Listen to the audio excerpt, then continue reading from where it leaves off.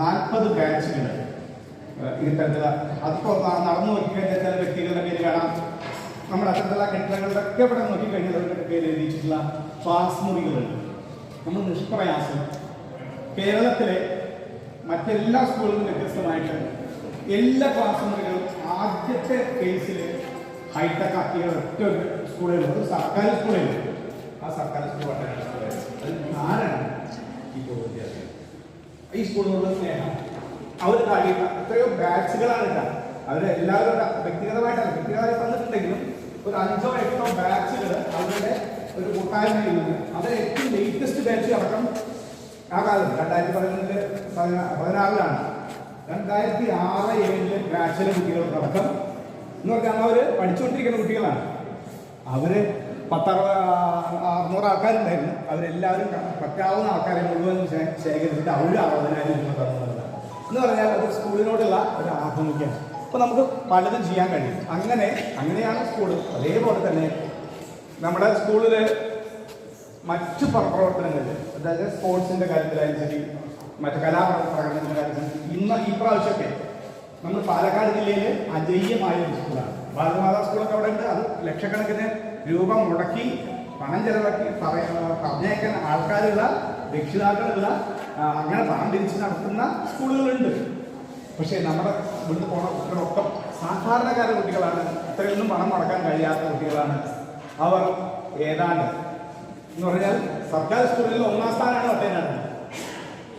മൊത്തം സ്കൂളുകളിൽ 4ാം സ്ഥാനമാണ് പട്ടേനാട്.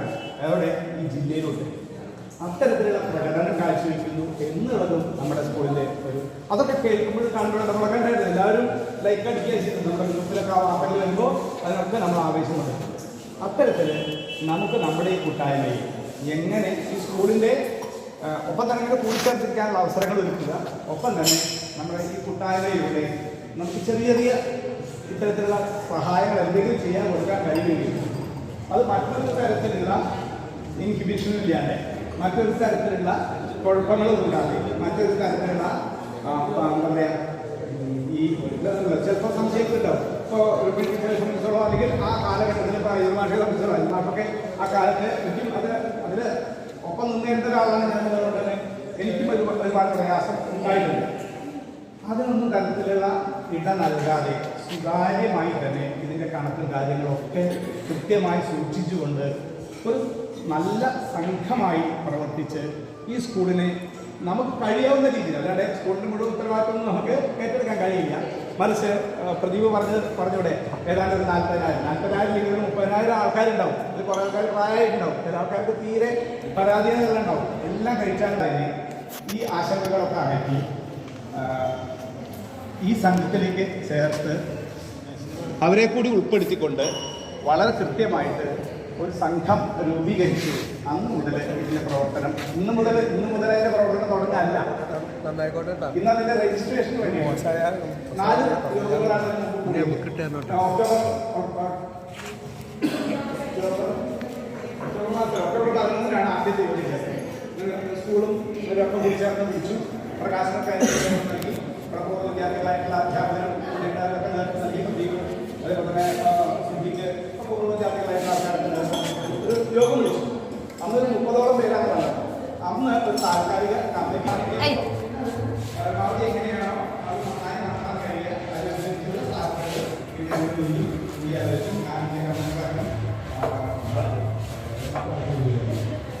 പിന്നെ ബാക്കിയുള്ള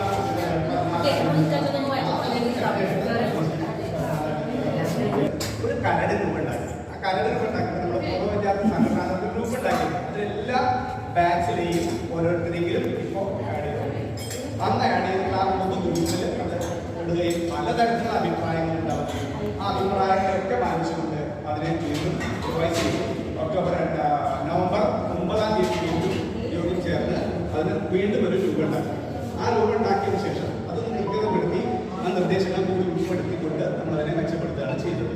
അങ്ങനെ മെച്ചപ്പെടുത്തിയ രജിസ്ട്രേഷന് വേണ്ടിയിട്ട് രജിസ്ട്രേഷൻ്റെ ഭാഗത്ത് ചെന്നപ്പോഴാണ് അതിനെ മെമ്മോറാണ്ടം എന്നുള്ള രീതിയിലൊരു ഭാഗം വേണം, പിന്നെ ഓളായിട്ട് കാണിക്കണം. അങ്ങനെ അതിനെ വീണ്ടും റിവൈസ് ചെയ്തു. ആ രീതിയിലുള്ള കാര്യങ്ങൾ നമ്മൾ ഗ്രൂപ്പിലിട്ടു. അതുകൂടി കൺസോൾട്ടേറ്റ് ചെയ്തിട്ട് നിയമാവലി എന്ന് പറഞ്ഞാൽ തീർത്തും ജനാധിപത്യപരമായ രീതിയിൽ നമുക്ക് ചെയ്യാവുന്ന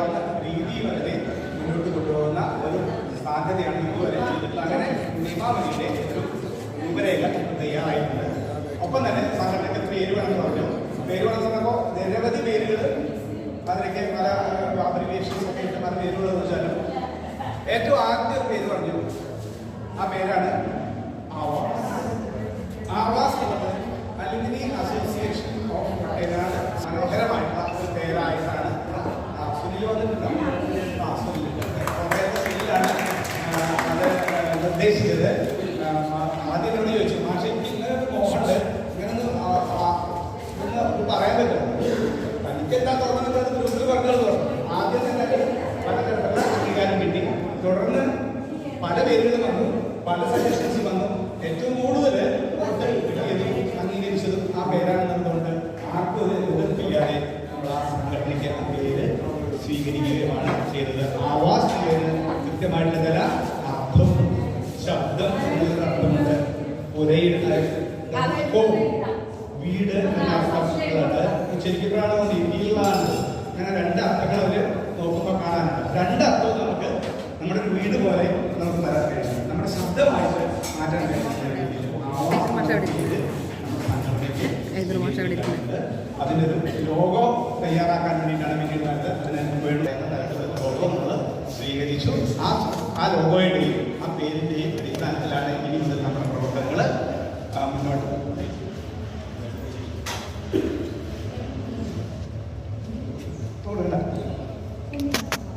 അതെ, അപ്പൊ അങ്ങനെയാണ് നമ്മൾ ഇപ്പോൾ ഒരു പേരുണ്ട്, നമുക്ക് ഒരു ഐഡന്റിറ്റി. പേര് എന്ന് പറഞ്ഞാൽ എന്താണ്? നമ്മുടെ ഐഡന്റിറ്റി. മറ്റാരും പിന്നെ നമ്മൾ ഈ സംഘടന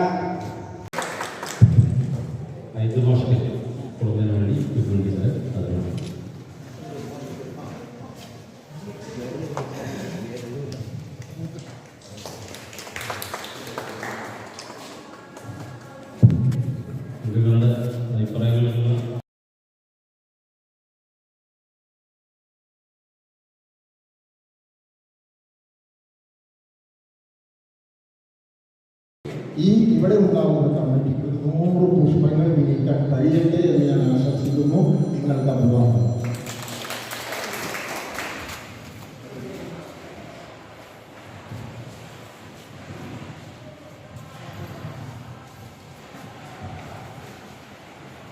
ഈ ആവാസിന് പേരിൽ നമ്മൾ വിളിക്കപ്പെട്ട ഈ അങ്ങോട്ട് ചേർന്ന്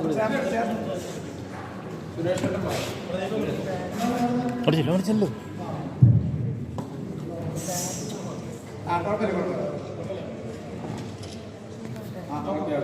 ആവാസിന്റെ മനോഹരമായ ലോഗോ ഡിസൈൻ ചെയ്തത് നമ്മുടെ പ്രിയപ്പെട്ട രേവതി വേണാട്ടനാണ്. വേണാട്ടൻ ഈ വിദ്യാലയത്തിൽ PTA പ്രസിഡന്റായി കുറഞ്ഞ കാലം പ്രവർത്തിച്ച വ്യക്തി